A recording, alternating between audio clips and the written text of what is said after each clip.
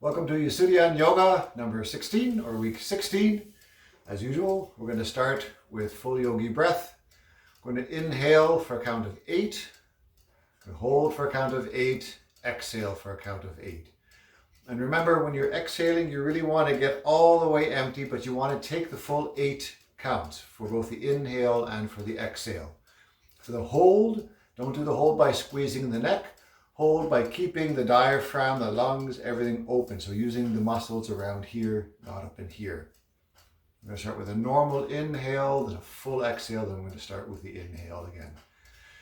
Normal inhale, full normal exhale, and inhale. 1, 2, 3, 4, 5, 6, 7, 8. Hold. 1, 2, 3, 4, 5, 6, 7, 8. Exhale. 1, 2, 3, 4, 5, 6, 7, 8. Inhale. 1, 2, 3, 4, 5, 6, 7, 8. Hold. 1, 2, 3, 4, 5, 6, 7, 8. Exhale. 1, 2, 3, 4, 5, 6, 7, 8. Inhale. 1, 2, 3, 4, 5,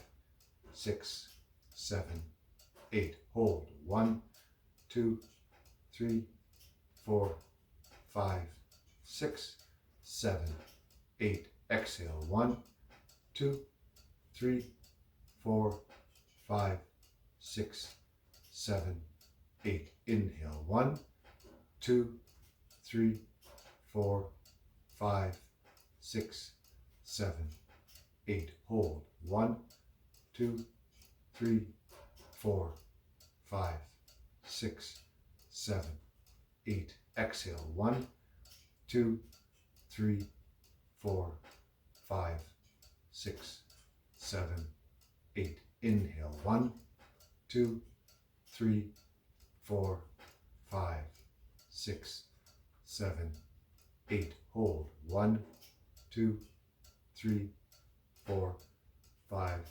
6, 7, 8. Exhale. 1, 2, 3, 4, 5, 6, 7, 8.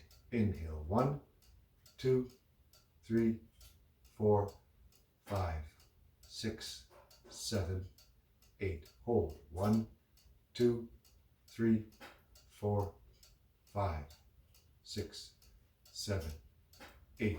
Exhale. 1, 2, 3, 4, 5, 6, 7, 8. Inhale. 1, 2, 3, 4, 5, 6, 7, 8. Hold. 1, 2, 3, 4, 5, 6, 7, 8. Exhale. 1, 2, 3, 4, 5, 6, 7, 8. And then come back to breathing normally. Now we're only going up to 8. If you would like to, during this week and later on, you know what we're doing. We're inhaling on a count, we're holding for a count, and we're exhaling for a count. Sometimes when some of the other pranayama exercises include specifically holding the breath, then in this first chunk, we just do the inhale and the exhale. We don't do the holding because we're not going to do 2 exercises where we hold the breath. But if you like, especially now that you've done this for 16 weeks or so, you may want to extend the length of time. So you can just sort of put this on mute or just skip this or start later, or just do it on your own with the notes that are on the YouTube page, and just extend. So go for inhale of 10 or inhale of 12 or hold of 18 or whatever you would like, or whatever works for you. So don't go to the point where you're gasping for breath. Don't go to the point where you're straining, but try to see if you can expand. And eventually you want to get to the point where you're inhaling for a certain count, you're holding for the same count, and you're exhaling for twice that. So inhale 8, hold 8, exhale 16, for instance. That is quite difficult, and while you're doing that, you may feel panicky, or you may feel anxiety building. If that happens, then don't. Just go back to the normal, same number of counts. Inhale, hold, exhale. And maybe don't do all 7 or whatever. You know, you have to just suit pranayama to your own body. Pranayama breathing exercises are best done under the attention of a live teacher. I can only do so much over YouTube, and that's why I don't try to do really complicated stuff.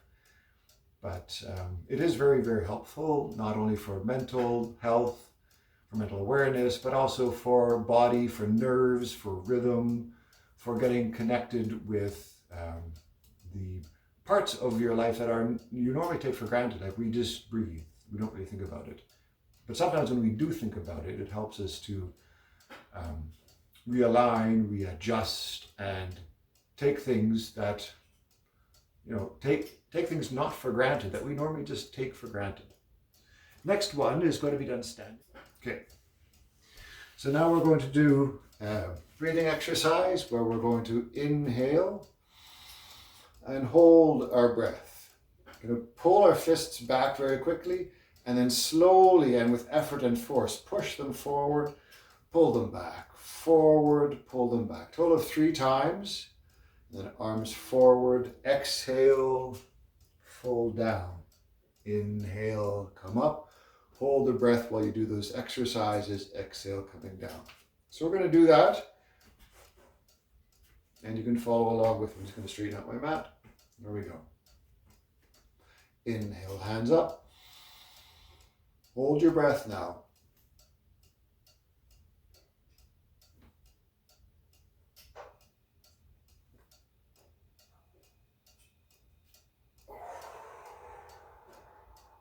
So that's one round. And as you slowly punch forward, if you're really using the muscles on the front and the back of the arm, front and back of the chest, things are going to shake. That's when you know that you are doing this to the full extent. So try to really use resistance by your own muscles to that slow motion punch forward. So again, inhale.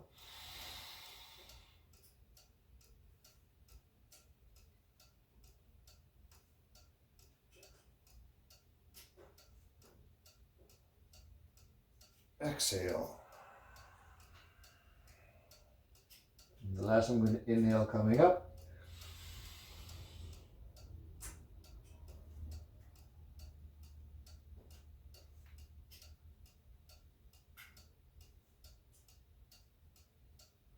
Exhale, hands down.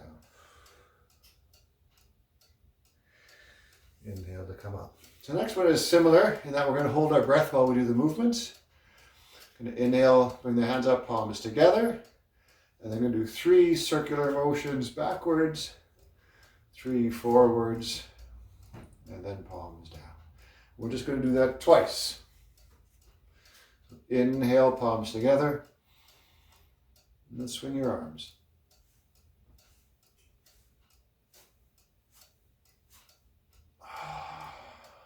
And the whole time you hold your breath. Let's do it again. Inhale.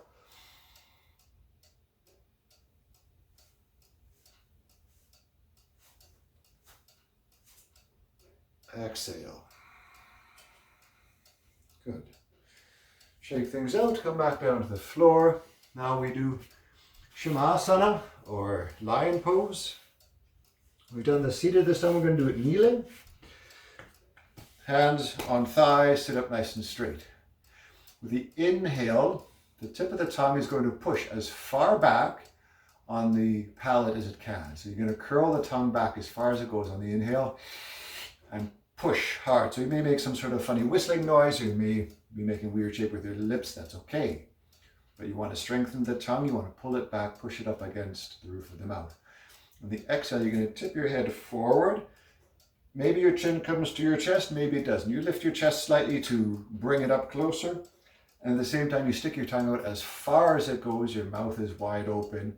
And you exhale with a loud sound. And we're going to do this a total of 10 times. So inhale. exhale.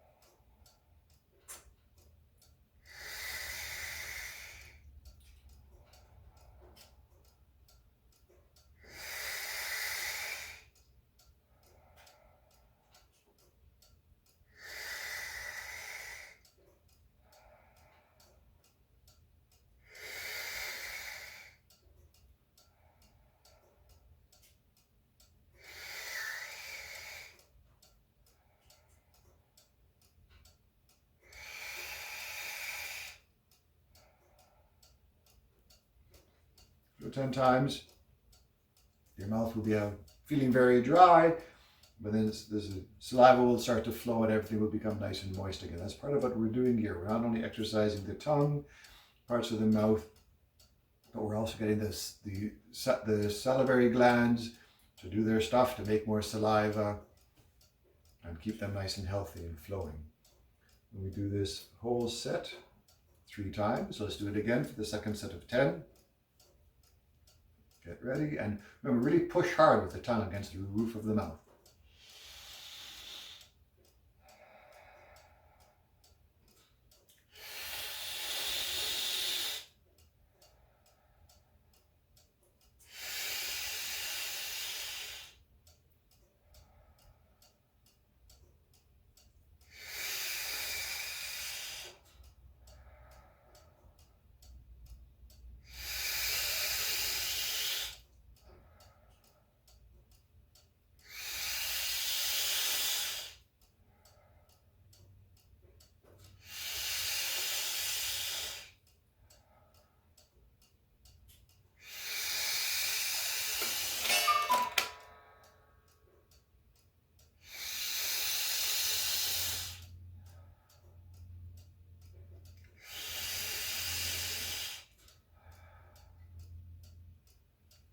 Not the easiest exercise, not the most comfortable either. But at least nobody's watching you.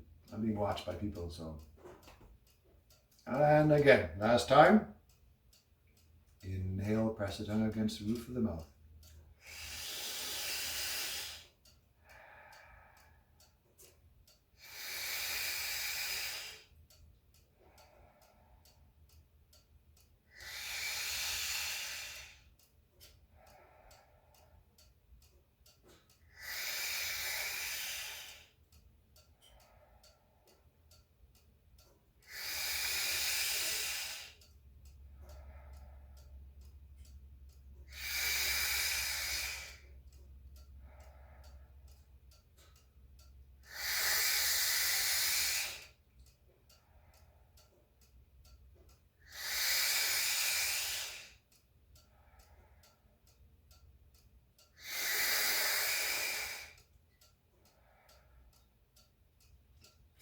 And relax. Yuck. Anyway, that was either one more for good luck or I actually counted properly. I'm not quite sure. Next is Uddiyana, seated. No, actually Sirshasana, so headstand. We've done this many times before. So we're going to interlace our fingers, elbows shoulder width apart, bring the backs of the head against the hands, crown of the head to the floor, come up on your toes. Push your elbows into the ground, push your hands gently into the ground, crown of your head takes some weight, 2/3 of the weight on your elbows, 1/3 of the weight on your head. You're on your toes if you can, trying to bring your hips more and more over your head. Toes stay on the ground in this version.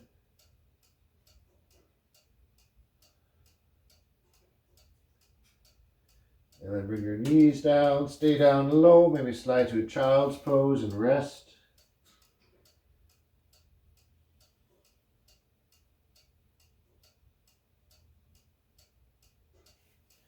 I'm going to repeat. Interlace fingers, elbows set, head down, up on your toes.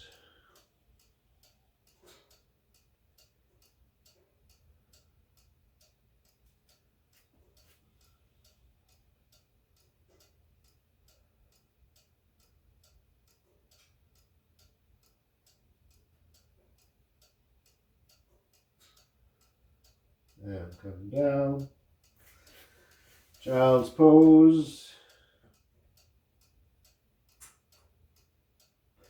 So feel free to walk your feet closer, bring your hips up higher. But please, for this class, stay on your toes. Don't come up into the air. Certainly don't kick your way up into the air like most people do. That's not how you get into a headstand. And come up. Remembering always to keep a long neck. Shoulders away from your ears, nice and broad.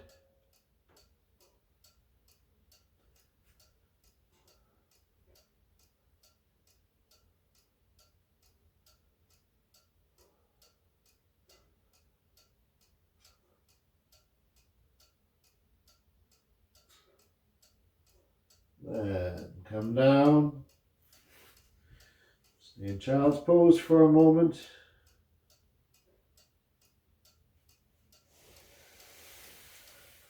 And then slowly come up. Next is Uddiyana, seated. Now you remember that we did this standing, sort of hunched over, hands on knees. Here we're going to do the same exercise, only seated. So hands again on your knees.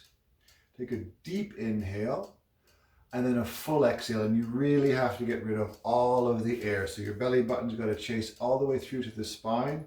And then pushing your hands on your knees, you release the hold. You don't let in any air. So the diaphragm is going to go flying up. That's why it's called Uddiyana Bandha, or upward flying hold. And then the stomach is going to suck in like that because of the suction that happens when the diaphragm goes up into the empty lungs. It's an odd feeling. You'll get used to it. Very good. It helps massage the internal organs. Good stretching exercise for the diaphragm too. So we're going to start with a deep inhale and then a complete and full exhale.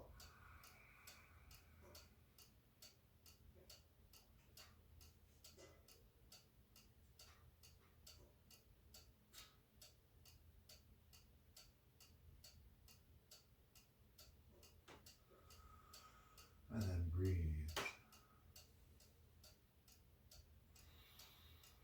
If you find you're getting lightheaded, take some more time to breathe. And I'm going to repeat. And you can also do, if you know the chin lock, after you've got this set up, you can bring your chin down. Again, lift the collarbones up into your chin. And you can do both the chin lock and the diaphragm lock. Inhale. Exhale.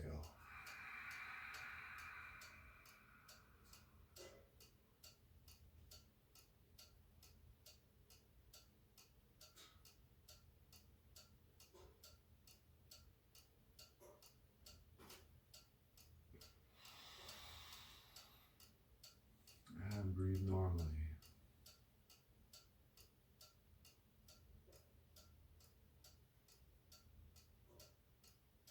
And one more time. Big inhale. Even bigger exhale.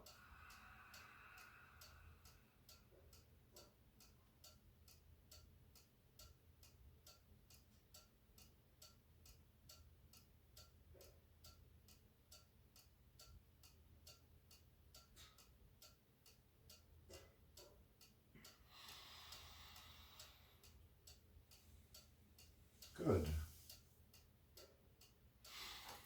So that is a tricky one. Don't be too upset if you can't get it right away or if it takes some time. Next, Dhanurasana, bow pose. And this also just twice. So you can either reach back and do one leg at a time, in which case you're going to do it 4 times because it's twice each side, or we're now ready to do it both legs at the same time. So I'd like to sort of roll to one side, grab one ankle, and really grab the end of the shin at the ankle. Don't just grab the foot. Grab the other one, roll the shoulders open, draw the knees back together, and lift up.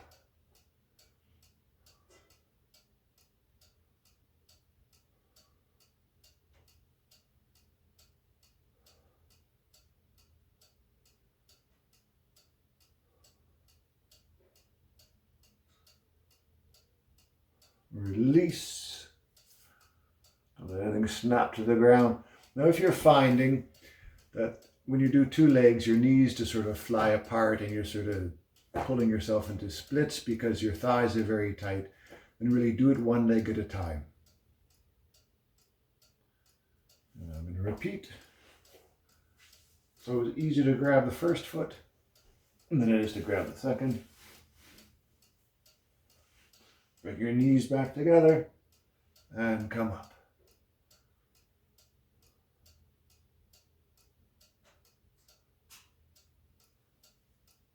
I flex my feet so I can push my heels up. The only thing on the ground right now is from belly button to pelvis.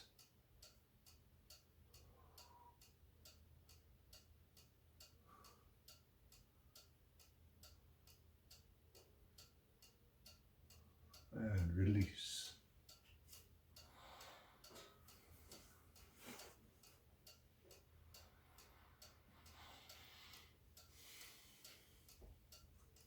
And now we're going to do Sarvangasana, which is shoulder stand. The official shoulder stand is like a candlestick. I don't do that. I do a lazy version. I'm just going to come up, hold my hips, let my legs sort of drape over my body. Top of my back is fairly rounded, so there's no pressure on the back of my neck. My heart is not terribly higher than my eyes. Reason being for me is that I've got enhanced intraocular pressure, sort of a precursor to glaucoma. You might wonder, why are my glasses so small? It's because my prescription, even with high index lenses, is so high that if I didn't have tiny glasses, I'd be wearing Coke bottles on my eyes. And with high prescription comes very often glaucoma.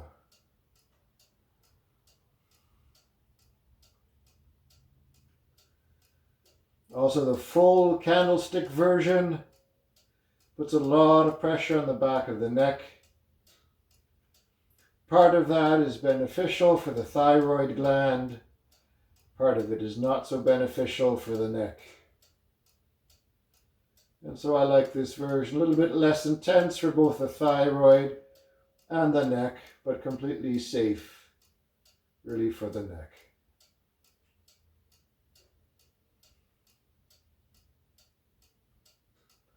And to come out of it, as always, hands to the ground. Use your core to bring yourself down as slowly as you can. Hips down first, and then legs down, if you can, keeping your head on the floor the entire time. And then we pause here for a moment, just to rejuvenate and recoup. And then back up.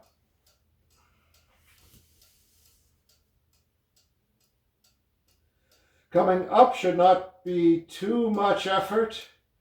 Hopefully you can use your core. You push your hands into the floor. Your legs slowly come overhead. Your hips come up, and then just bend your elbows and grab your hips. There's a lot of swinging involved. And maybe work on your core exercises. And part of that is going to be when we come out of this. Do it nice and slow. Do your best to prevent yourself falling down too fast. So feet overhead a little bit more, hands to the ground, squeeze the core, hips come down really slow.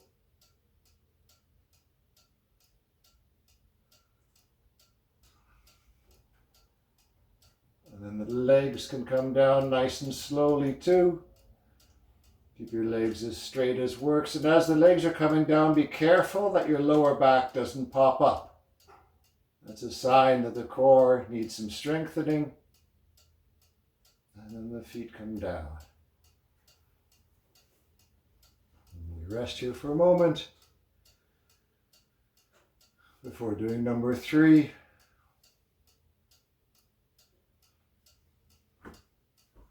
All right, hands on the floor. Push your way up There you go. And hang out. Now I'm staying here, somewhere between a count of 5 and 8 breaths. But you stay for as long as is comfortable.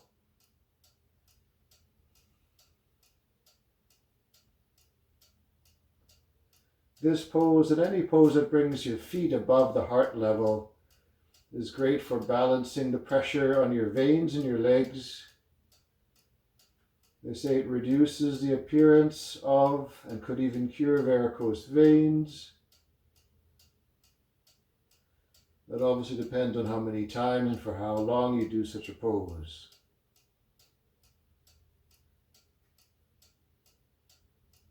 Varicose veins, one cause is that there's not enough return muscular, your calves basically are part of the muscle pump system that brings the blood back to your heart. And if we don't use them enough, then the blood starts to pool in the little one-way valves in your veins in your legs. The little one-way valves then fail, and the blood sort of leaks around and comes back. And so that requires your body to build the little varicosities to get the blood to go back in the right direction. So a little loop. So the blood sort of loops around, comes back.